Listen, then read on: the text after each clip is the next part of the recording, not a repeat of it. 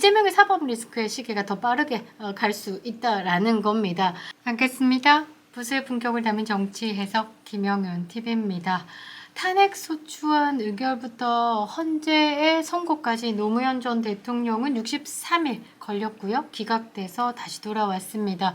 박근혜 전 대통령의 경우는 91일 헌재에서 선고까지 걸렸고요. 인용이 되었습니다. 이번에 윤석열 대통령 탄핵 심판 어떻게 될지 지켜볼 만한데요. 이 기각이 될 가능성이 매우 농후하죠. 지금 현재 6인 체제입니다. 6인 체제에서 탄핵을 인용하려고 하면요. 재직 중인 6인 전원의 찬성이 필요합니다. 재판관이 공석이지만 절대적인 찬성 요건 6인은 변하지 않기 때문이죠.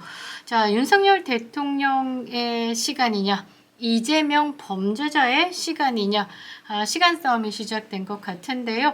윤석열 대통령 탄핵 심판 사건의 첫 변론 준비기일이 오는 27일로 결정되었습니다. 주심 재판관은 공개되지 않았는데요.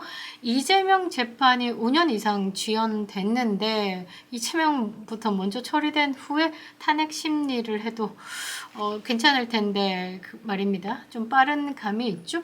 탄핵 심리도 공정하게 처리되어야 할 겁니다. 대한민국을 지키는 마지막 포로가 지금 사법부에 달린 것 같습니다. 영상 시작하겠습니다. 구독과 좋아요 버튼 꼭 눌러주시고요. 끝까지 시청 부탁드리겠습니다. 멤버십으로 후원해주시는 모든 분들께 감사 인사드리겠습니다. 자, 변론 기일은요, 사실상 본격적인 탄핵 심판에 앞서서 양측에 대한 주장과 증거, 그리고 쟁점 등을 정리하는 절차입니다. 필요한 거죠. 어떤 식으로 이제 왁구를 잡아야 되는지에 대한 그 기본 틀을 본다로 생각하시면 될 것 같은데요. 준비 절차를 담당하는, 그러니까 업무를 처리하는 수명 재판관으로는 이미선 정형식 재판관이 지정이 됐습니다. 이미선 재판관은 2019년 4월 19일 날 문재인이 지명을 했습니다. 그 다음에 정형식 재판관은 2023년 9월 15일에 윤석열 대통령이 지명을 했습니다. 그러니까 뭐 진보 성향과 보수 성향 골고루 진행이 된 것 같고요. 일단은 이 6인 안에 주심 재판관이 있습니다. 이 주심 재판관의 역할은 탄핵 여부를 논의하고요. 표결하는 평의 절차를 주도하고 결정문 초안을 먼저 작성하고 나머지 의견들을 담아서 완성을 하는 역할을 합니다. 지금 헌재가 6인 체제죠. 윤석열 대통령 탄핵 심판을 진행할 수 있다라고 판단을 한 것으로 보입니다. 후임 재판관 3명 인선에도 탄핵 심판 절차 진행에는 문제가 없다라고 판단을 했다라는데요. 현재 6인 체제 상태로 심리와 변론 모두 가능하다. 그러니까 6인 안에서 끝낼 수도 있다.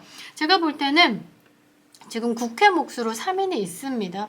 이 3인을 넣어서 9인 체제로 완성하고 싶어 하겠지만 이 3인을 가지고 지금 인사청문회 등 진행해야 되는 부분에 대해서 시간이 꽤 소요가 됩니다. 이재명은 지금 시간이 모자란 인간이죠. 그래서 뭐 빠르게 갈 수 있어서 오판을 할 수도 있다라고 생각을 하는데요. 일단 3인의 공석 상태로 6인이 모두 찬성해야 탄핵이 인용되는 구조라 반갑기는 합니다. 지금 현재 한덕수 국무총리가 대통령 권한 대행으로 업무에 들어간 상황, 직무가 정지된 거죠. 윤석열 대통령의 경호와 뭐 다른 것 일정은 모두 정상적이다라는 겁니다. 이제 윤석열 대통령의 파면의 여부는 헌재 손에 넘어간 거죠. 정치권에서는 지금 빠르게 조기 대선을 움직이고 있습니다. 이재명은 지금 대통령 놀이에 심취되어 있죠. 그리고 국민의힘 여당 입장에서도 꿈틀거리는 잠룡들이 지금 움직이고 있는 것으로 보입니다. 그런데 이재명을 좀 지켜봐야 되는 게 선거법 사건 등 지금 2심 재판도 진행되고 있기 때문에 째깍째깍 시간을 간다라는 겁니다. 일단은 헌법재판소가요, 윤석열 대통령 탄핵 심판을 180일 안에 선고를 하고 선고가 끝난 후에 60일 안에 대선이 치러져야 되는 부분이기 때문에 이 민주당 입장에서는 이걸 최대한 줄이려고 하고 국민의힘 그리고 윤석열 정부에서는 이걸 최고로 늘려보겠다라는 겁니다. 6개월 이렇게 생각을 해본다. 6개월 늘리고 이재명은 그 전에 2심을 떨어뜨린다라는 게 계획이죠.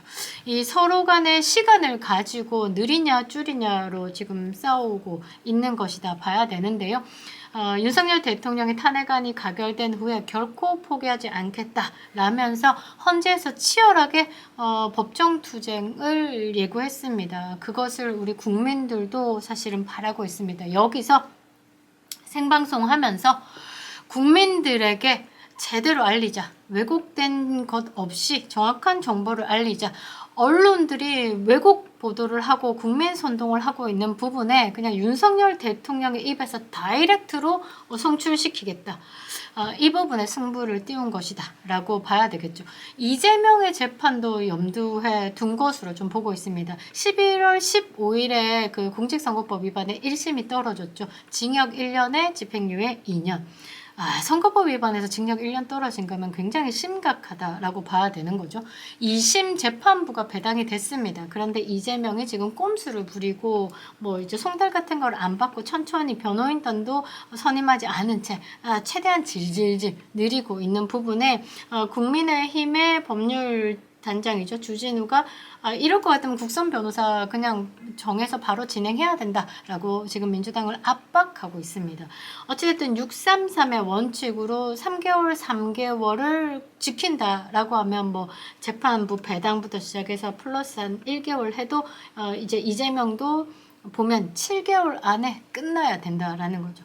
둘 다 이제 벚꽃이 떨어질 때쯤 결과들을 받아들지 않을까 싶습니다. 그러니까 이재명은 이제 조기 대선으로 가야 되는 상황. 윤석열 대통령은 이제 본인의 헌재 심판 전에 이재명 나가리. 그러니까 지금 현재 한국 정치의 향방이 사법부의 시계에 달려있다라는 말을 할 수 있는 거죠. 지금 윤석열 대통령은 검찰 선배이고 전에 방송통신위원장을 했다가 탄핵받고 바로 사표를 쓴 김홍일 전 대검 중앙수사부장을 비롯해서 변호인단을 꾸려가고 있습니다. 대통령이 민주당을 반국가적인 행태 그 부분 그리고 이재명이 사법 리스크를 방탄하기 위한 입법 행위들에 대해서 탄핵 심판에서 설명하고 싶어하는 것 같습니다. 그리고 자신들의 비위를 덮기 위한 방탄 탄핵이다라는 멘트를 12월 12일 4차 국민담화에서도 담았습니다. 그러니까 어떤 말을 하고 싶은지에 대한 메시지는 이미 던졌다라고 보시면 될 것 같고요. 그때 제 기억에 남는 말이 뭐였냐면 범죄자가 자기에게 면죄부를 주는 셀프 방탄 입법을 하면서 이제 그 헌법을 유린했다. 국가기관을 마비시켜 왔다라고 이재명을 비난했었죠. 이걸 헌재에서 강하게 이제 표명할 것으로 보입니다. 이번 사건의 핵심 쟁점이 뭐냐면요. 비상계엄의 합헌성. 그러니까 이제 법적으로 해석해 봤을 때 위법이 있나 없나를 따지는 거죠. 그리고 내란죄에 대한 성립 여부. 내란죄는 안 된다고 계속 이야기했는데 어찌됐든 이 부분에 대한 고발들이 있으니까 아마 전 세계에서 이 대통령을 상대로 내란죄를 덮어씌우는 건 아마 우리나라가 최초일 듯합니다.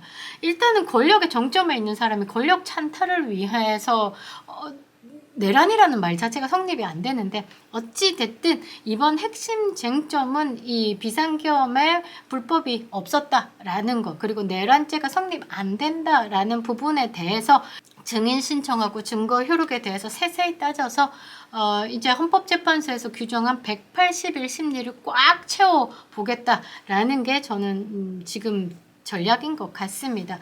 그리고 지금 국민의힘에서 어떤 메시지가 나오냐면요. 탄핵과 같은 사유로 형사소송이 진행되는 경우에는 이 그러니까 심판 절차가 그러니까 정지될 수 있다라고 합니다. 그게 헌법재판소법 51조에 있는데요. 윤석열 대통령이 만약에 내란 등의 혐의로 기소가 된다면 지금 검찰, 경찰 막 움직이고 있잖아요.